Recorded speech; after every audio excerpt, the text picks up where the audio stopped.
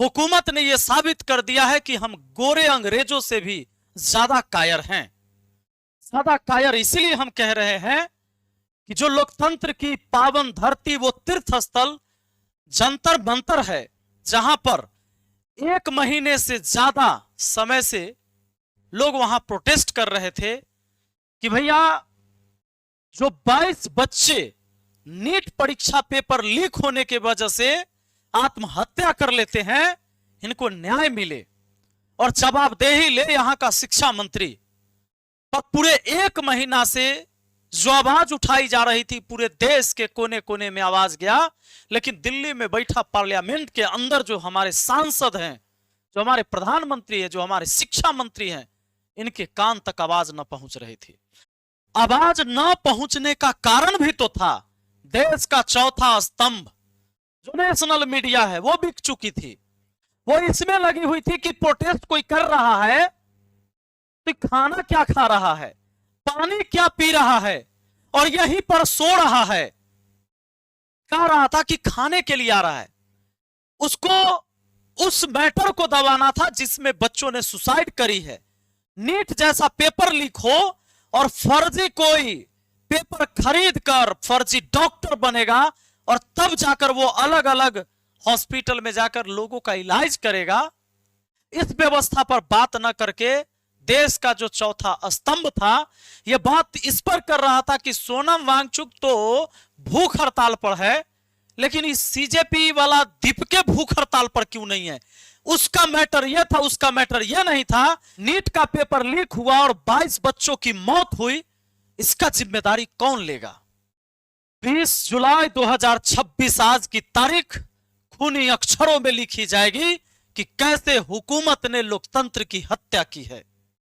जब सड़कों पर बच्चे बच्चियां, उनके पेरेंट्स लाठियां खा रहे थे, जब उनके ऊपर पानियों की बौछार की जा रही थी, आंसू गैस के गोले दागे जा रहे थे, या ऐसा भयावह सीन जो मैं इस वीडियो में वो सारी चीजें दिखा भी नहीं सकता। बोलने दीजिए, कोई जरूरत नहीं है, हम इसके भी घर में जन्म लेंगे। पूरे देश के कोने कोने से आज पेरेंट्स, स्टूडेंट, युवा सब दिल्ली के जंतर मंतर पहुंचते हैं।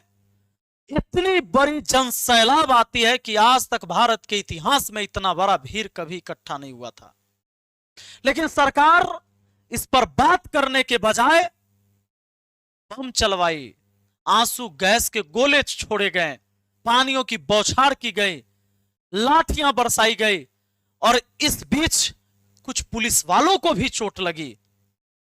आज नौजवान और इस देश का पुलिस आमने सामने था, लेकिन कुछ सीन तो ऐसा भी देखने को आ रहा है कि कुछ ऐसे भी उसमें पुलिस वाले घुसे हुए थे जिनके नेम प्लेट भी नहीं थे।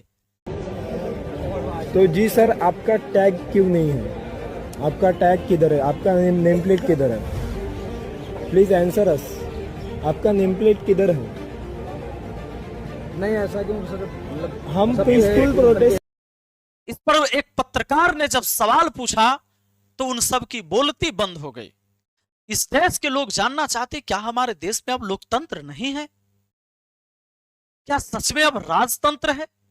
पुलिस सिर्फ सरकार के लिए काम करती है? पुलिस को जनता से कोई मतलब नहीं है? क्या ऐसी व्यवस्था बन के रह गई है?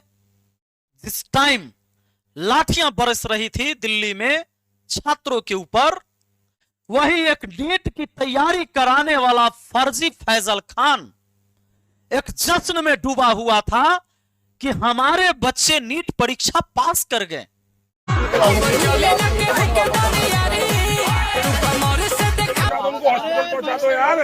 ओ भैया को अब मंगवा दीजिए एम्बुलेंस। उधर तो दौड़ के आ रहे थे। उसने एक दिन भी लेट नहीं किया, उसने आज ही का डेट तय किया और जश्न मनाया उसने बहुत पुरजोर तरीके से। वो इसलिए कि इस पूरे देश के जो शिक्षक हैं, छात्र हैं, देश के लोग मेरी झूठी चीजों का विरोध कर रहे हैं, मैं उन्हें जलाऊंगा इस डांस करके।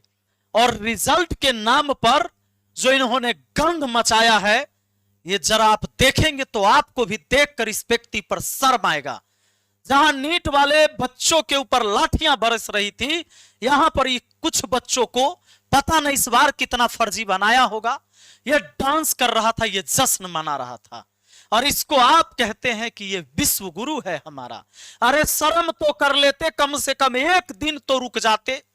तुमने यही प्रमोशन के चक्कर में तो पटना में इतना बड़ा कांड करवाया, कहा कि 12,000 बिहार पुलिस का सिलेक्शन हम करवा दिए, और फिर जब एक नीट परीक्षा का आंदोलन आज ही चल रहा था तो तुम्हें आज ही डेट मिला था यह जश्न मनाने के लिए।